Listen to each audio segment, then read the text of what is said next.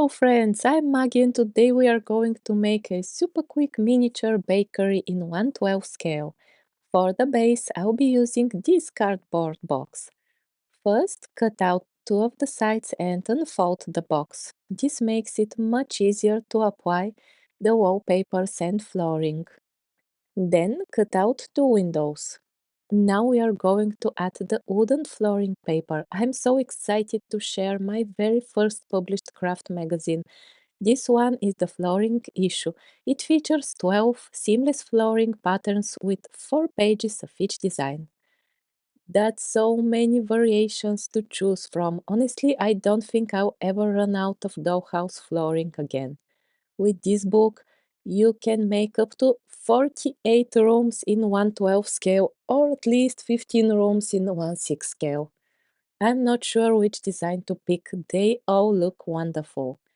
There are warm beige tones, deep chestnut shades, light gray patterns, but I'm especially drawn to this particular one for the tiny bakery. I'll just tear this page out, don't worry about the rough edge. We'll cut away the white margin anyway. Each sheet is A4 size, which is large enough to cover any 1/12 scale room. Apply glue to the box floor and a little bit up the wall, then place the paper on top. Cut where needed to wrap and cover the entire floor neatly. With the bottom part nearly finished, I'm eager to choose a pattern for the walls.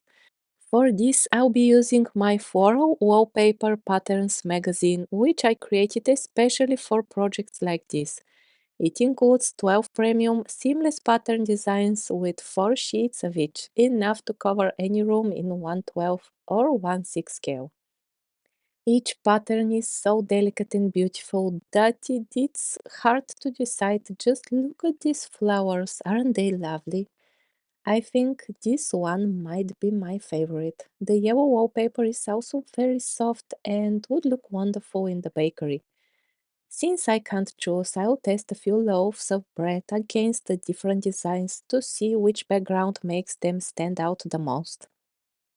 On this pattern, they really pop. I love how the tiny flowers don't overpower the space. How about this one?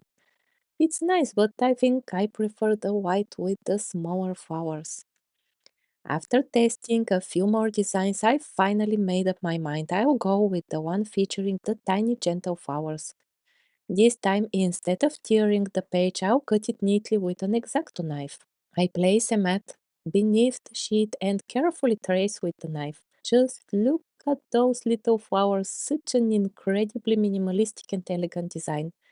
Since the patterns are seamless, you can easily use them for larger rooms by placing the sheets side by side.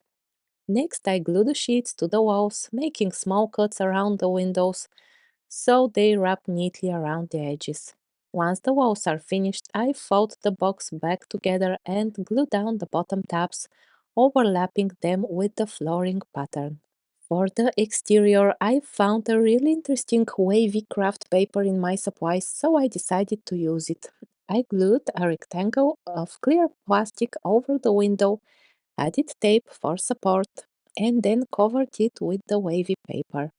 I covered all the outside walls and painted them in a dark green, but honestly, I wasn't happy with the result, so I mixed a lighter shade of green and repainted the whole bakery. Much better. I painted the window frame white and even added an inner frame also in white for clean finish. Meanwhile, my 4-year-old asked me for a favor. I glued down the head of Superman. Here you go, buddy. To finish the exterior, I created a flower pot using foam board. I filled it with an artificial plant that looks like tiny succulents, securing it with hot glue. Then I topped it with dried moss and added a few artificial flowers for decoration. Secret encoders made only for us. You let your hair, I let my guard down. I was the one. Alright, the flower pot is ready, so let's move to the interior. I'm going to make a little refrigerated cabinet for pastries. For that, I just covered some foam board pieces with sticker paper to create the shelves and walls. To keep the corners straight, I'm using Lego blocks. They work perfectly. And for the glass, I'm using clear plastic. Easy. While the cabinet is drying, I couldn't sit still, so I made some curtains. I actually sewed two little ones, added beads on both sides so the fabric doesn't slide off the wooden stick, and then glued them straight to the wall with my hot glue gun. Super simple. I tied them up with white cotton string, just a few knots, snip off the extra, glue them in place, and done. So cute.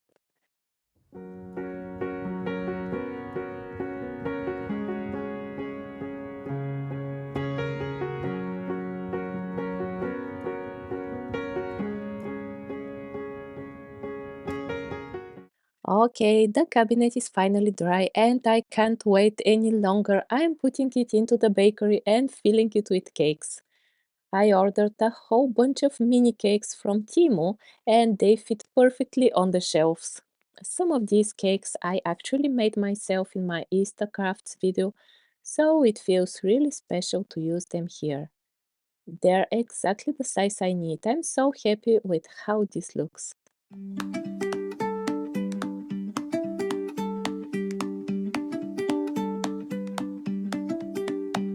Next up, cabinets for the loaves. I'm using jumbo popsicle sticks. This time I taped them down to my craft mat, glued three across the top, and placed a heavy book on top to dry. Once it was ready, I cut them down with wire cutters and smoothed the edges with nail file. Let's test it.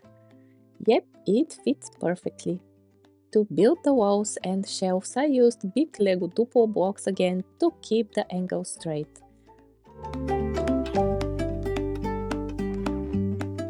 Once the glue dried, I added some coffee stirring sticks to the front so the loaves won't fall out. And honestly, this was super quick and easy. I decided not to paint them because I really like the natural wooden texture. Oh, and I also grabbed a few bakery decorations from Timo, so now I get to fill the shelves and make this little bakery come alive. I am so excited about how it's turning out. I made a second shelf to store even more bakery goodies. This little crochet basket is one I actually made in my miniature crochet baskets video. I will leave a link in the description if you'd like to check it out. I'm still figuring out how to arrange everything inside the bakery. This whole project is actually a gift for the 4-year-old daughter of a friend, so I want her to have a big variety of tiny things to enjoy. Way back then, we saw all the movies on a big screen when At first, I thought about adding another shelf here with a cash register and maybe even a little tip jar on top. But since this is a gift for a small child, I want to leave enough open space for play, so no extra shelves this time. I think she'll have so much fun moving all the pieces around without feeling frustrated. Thank you so much for watching. Don't forget to like, comment, share, and subscribe for more miniature crafts. See you next time. Bye! way back then, we saw all the movies.